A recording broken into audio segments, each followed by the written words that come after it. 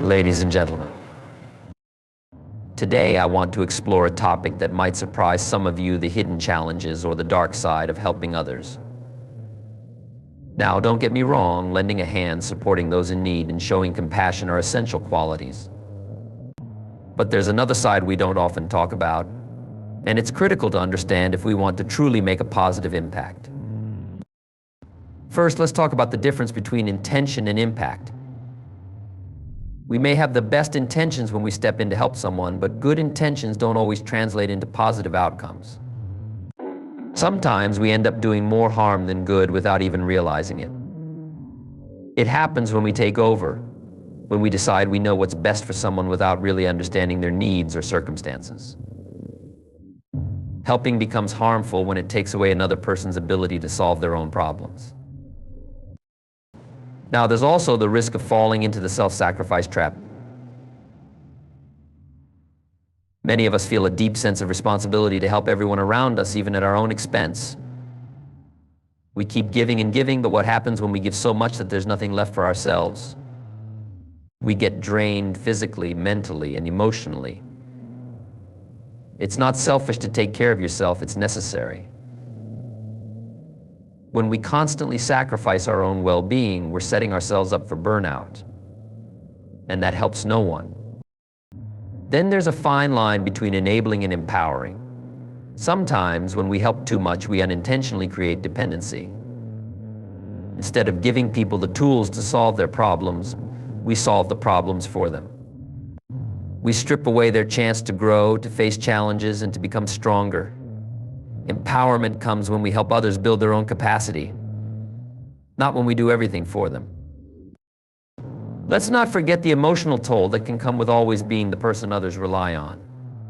You might find yourself carrying not only your own struggles, but the weight of others' burdens as well. This can strain your mental health and even your relationships. The more we take on, the less we're able to offer, because eventually we run out of emotional energy. There's also the uncomfortable truth about hidden motivations. Sometimes the act of helping others isn't entirely selfless. It can be a way to avoid dealing with our own issues, or perhaps we're seeking validation, hoping that if we help enough, we'll finally feel worthy or loved. While there's nothing wrong with finding joy in helping others, it's important to ask ourselves why we're doing it. Are we truly serving others, or are we trying to fill a void within ourselves? So how do we strike a balance? The answer lies in boundaries. We have to know when to step in and when to step back. We need to ask ourselves, am I helping because it's truly needed, or am I stepping in to avoid an uncomfortable feeling or situation? Am I empowering this person, or am I enabling a cycle of dependency? Ladies and gentlemen, helping others is one of the most beautiful aspects of humanity, but it has to be done wisely. By setting boundaries, understanding our motivations, and ensuring we empower rather than enable, we can make sure our help truly helps and doesn't come with unintended consequences. When we think about helping others, the assumption is that as long as our intentions are good, the outcome will naturally be positive. After all, if we're acting from a place of kindness and generosity, how could it possibly lead to harm? But the truth is, good intentions do not always guarantee good outcomes. The difference between what we intend to happen and the actual impact of our actions can be vast. This disconnect between intention and impact is crucial to recognize, especially when it comes to helping others. Many times, our instinct to help comes from a place of wanting to ease someone's pain, solve their problem, or improve their situation. These are noble motives, but without fully understanding the person's needs, desires, or circumstances, we can sometimes impose our solutions onto them. In our rush to help, we might assume we know what's best, failing to consider that what works for us might not work for them. Helping then becomes a form of control, albeit well-meaning, and we risk taking away the autonomy and self-determination of the very person we are trying to support. For instance, imagine a scenario where someone close to you is struggling with a financial issue. Your immediate instinct might be to offer money or pay off a debt for them. While this seems like a simple and generous solution, it may not address the underlying problem. What if the person has long-term budgeting issues or is in need of financial literacy rather than a temporary fix? By stepping in with your own solution, you may prevent them from learning the skills necessary to manage their finances in the future. The help, while well-intentioned, ends up being a short-term band-aid that doesn't solve the root issue and might even perpetuate a cycle of dependency.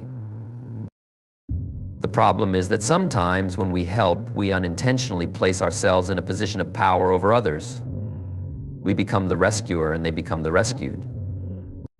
This dynamic can subtly communicate that they are incapable of solving their own problems, which can undermine their confidence and self-esteem. Instead of empowering them to find their own solutions, we risk creating a sense of helplessness. In our desire to make things better, we may actually strip away the opportunity for growth and self-reliance. Helping without understanding the full context of a situation can lead to consequences that we never anticipated. For example, offering unsolicited advice or assistance in sensitive matters, such as relationships or personal decisions, can sometimes backfire. While we may think we are being supportive, we could unknowingly create tension or misunderstandings, especially if the person we're trying to help doesn't feel heard or respected in their own choices. The help that was meant to foster connection can instead create distance, resentment, or even conflict. Another layer to this issue is cultural or social context. What may seem like help to you could be perceived very differently by someone from another background or with different values. Offering assistance without taking these factors into account can lead to unintended harm. Imagine offering advice on parenting, health, or work to someone whose culture or personal beliefs differ from yours. Even if your advice comes from a place of care, without understanding their unique circumstances or worldview, you might come across as dismissive or disrespectful, even if that's the farthest thing from your intention. The key to avoiding these pitfalls is mindfulness and empathy. Before rushing to help, it's important to pause and ask questions. What does this person actually need? Have I taken the time to listen and understand their perspective? Is my help empowering, or is it taking away their chance to learn and grow? By reflecting on these questions, we can ensure that our help aligns with the other person's needs rather than imposing our own solutions. Listening is often one of the most powerful forms of support we can offer. Sometimes people don't need immediate solutions, they need someone to validate their experience, someone who understands that their struggle is real and doesn't immediately try to fix things. Offering help in the form of active listening allows the other person to process their emotions, consider their options, and come to their own conclusions. It respects their autonomy and gives them the space to take ownership of their journey. In conclusion, helping others is a delicate balance.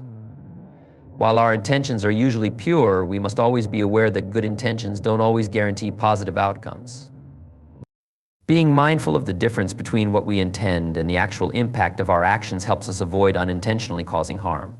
By listening, asking questions, and ensuring that our help truly empowers, we can support others in a way that honors their agency and promotes genuine growth. Helping others can often feel like a calling, a moral duty that we fulfill without thinking twice. We see people in need and our instinct is to jump in, to do whatever we can to ease their burden. But in the process of consistently putting others first, we risk falling into what's called the self-sacrifice trap. This happens when we give so much of ourselves to others that we end up neglecting our own needs. While helping others is important, we cannot ignore the very real consequences that come with constantly sacrificing our own well-being in the process. Self-sacrifice, when done repeatedly, can lead to burnout. Imagine you're constantly giving your time, energy, and emotional resources to those around you, whether it's family, friends, or coworkers. Each time someone needs help, you prioritize their needs over your own. At first, it may feel good to be the go-to person, the one who always steps up. But over time, the demands begin to pile up. You start feeling drained, exhausted even, yet you continue to push through because you don't want to let anyone down. The problem is, the more you give without taking care of yourself, the more depleted you become. This depletion can manifest in various ways. Physically, you might start to feel constantly tired, experience frequent headaches, or notice a general lack of energy. Mentally and emotionally, the effects can be even more pronounced. You may find yourself feeling irritable, anxious, or resentful. Resentment is a key indicator that self-sacrifice has gone too far. When we give without setting boundaries, we often end up feeling unappreciated or taken for granted. The very people we aim to help might not even realize the toll it's taking on us because we've never expressed our own needs. In trying to be selfless, we can end up harboring negative emotions that damage our relationships and our own mental health. One of the most dangerous aspects of the self-sacrifice trap is that it's often self-imposed. Many people who fall into this pattern do so because they believe it's the right thing to do. Society, culture, and even family dynamics can reinforce the idea that putting yourself last is virtuous. But the reality is, constantly sacrificing yourself for others isn't sustainable. It's essential to recognize that your well-being is just as important as anyone else's. If you're not taking care of yourself, how can you continue to help others effectively in the long run? It's also important to recognize that by always putting others first, you may be setting an unrealistic standard for those around you. If you're constantly the person who steps in to help, people may come to expect that from you. They may not even consider that you have needs of your own, or that you might need a break simply because you've never shown that side of yourself. Over time, this can lead to a situation where you're giving more and more while others take it for granted or fail to reciprocate. The key to avoiding the self-sacrifice trap is understanding that taking care of yourself is not selfish, it's necessary. You cannot pour from an empty cup. Just as we need food, water, and rest to keep our bodies functioning, we need emotional and mental breaks to keep ourselves in balance. Setting boundaries is one of the most effective ways to prevent burnout. This means being clear about your limits and not being afraid to say no when you're feeling overwhelmed. It can be difficult at first, especially if you're used to saying yes to everyone. But in the long run, setting boundaries protects both your well-being and your relationships. Self-care is another crucial aspect of avoiding burnout. This doesn't just mean taking the occasional day off or treating yourself to something nice, although those things can help. Real self-care involves regularly checking in with yourself, acknowledging your own needs, and making sure those needs are being met. Whether it's taking time to rest, spending time on hobbies, or seeking support from others when you need it, self-care allows you to recharge so that you can continue to be there for others without depleting yourself. In addition, it's essential to remember that helping others doesn't always mean doing everything for them. Sometimes the best way to help is by allowing others to handle their own challenges while offering guidance or support from a distance. This not only protects your own energy, but also helps others learn to rely on themselves. If you're always the one stepping in, you may be depriving others of the opportunity to grow and become more independent. Helping others is a beautiful thing, but it must be done in balance. When we fall into the self-sacrifice trap, we risk losing ourselves in the process. By setting boundaries, practicing self-care, and recognizing that our own well-being is just as important as anyone else's, we can continue to help others in a way that is sustainable and healthy. There's a subtle but important difference between enabling someone and empowering them, and understanding this distinction can make all the difference when helping others. Enabling occurs when we do things for people that they could or should be doing for themselves. While our intentions might be good, enabling can create a dependency that ultimately weakens the person we are trying to help. Empowering, on the other hand, is about providing the support, tools, and guidance for others to become self-sufficient and capable. When we empower someone, we encourage them to tap into their own strength and resources, fostering growth and resilience.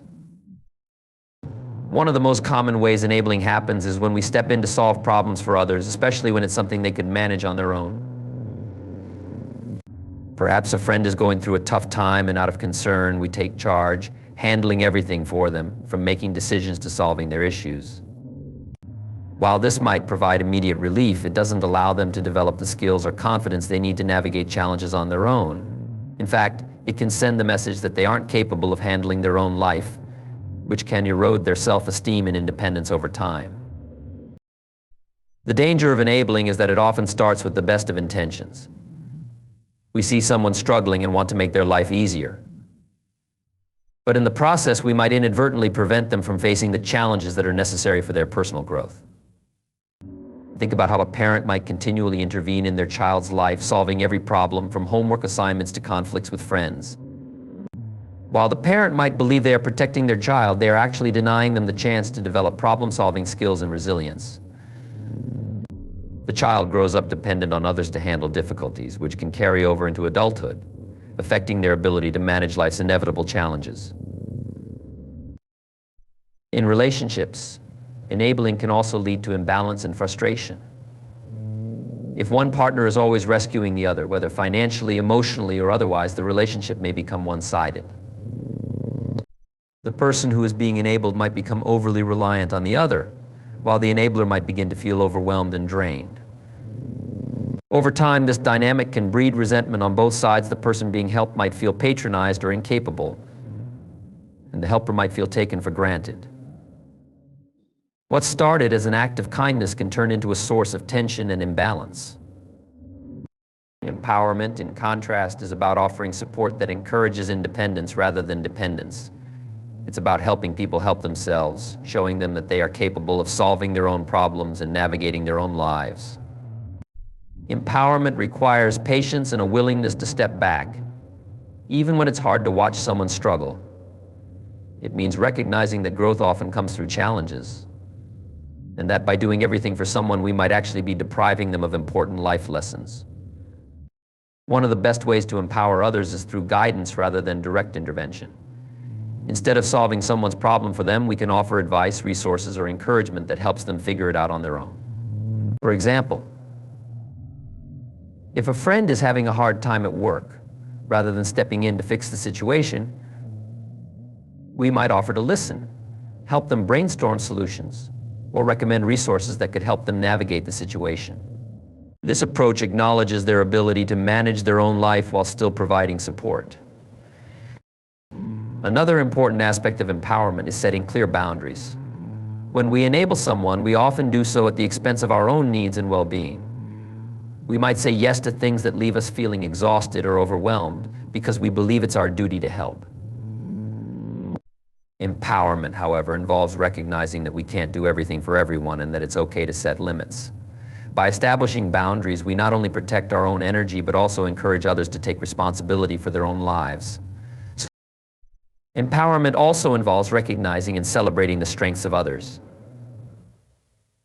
When we enable someone, we focus on their weaknesses, stepping in because we believe they can't handle something on their own. But when we empower, we highlight their capabilities, reminding them of their own strength and resourcefulness. This shift in perspective can be incredibly powerful, as it helps others see themselves in a more positive light. Instead of feeling dependent on us, they begin to trust in their own ability to handle life's challenges. It's important to remember that empowering others doesn't mean abandoning them. It's not about refusing to help or leaving people to fend for themselves.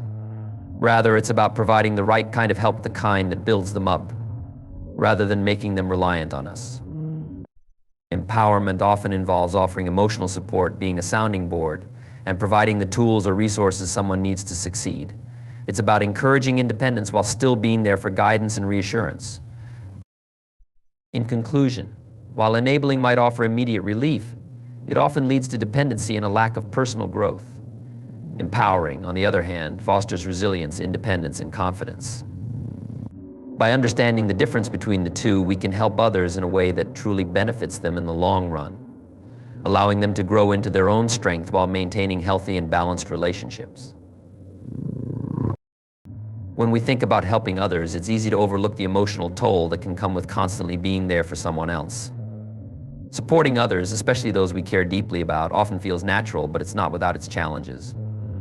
Many times, the emotional weight of helping someone can become overwhelming, particularly when we begin to absorb their struggles, pain, and anxieties as our own.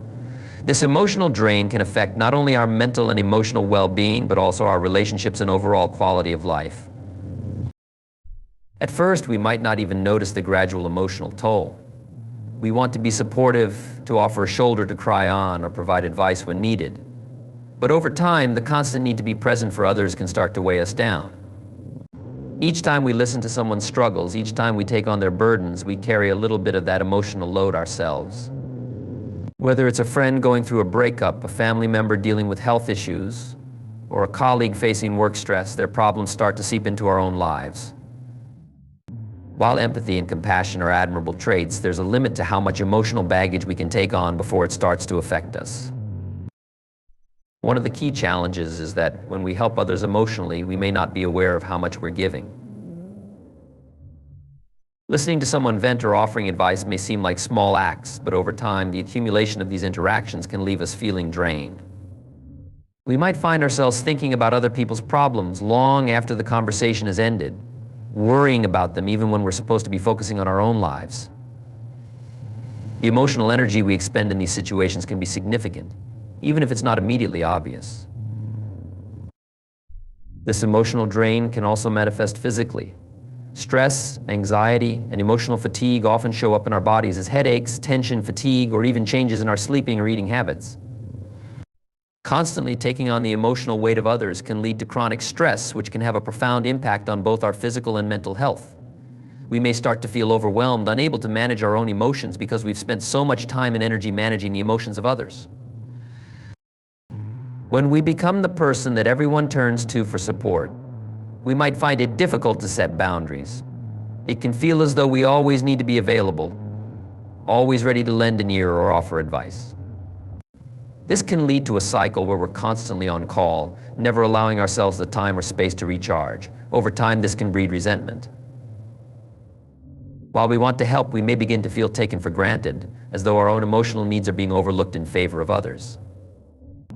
The relationships that once felt fulfilling and supportive can start to feel one-sided, where we're always the giver and never the receiver.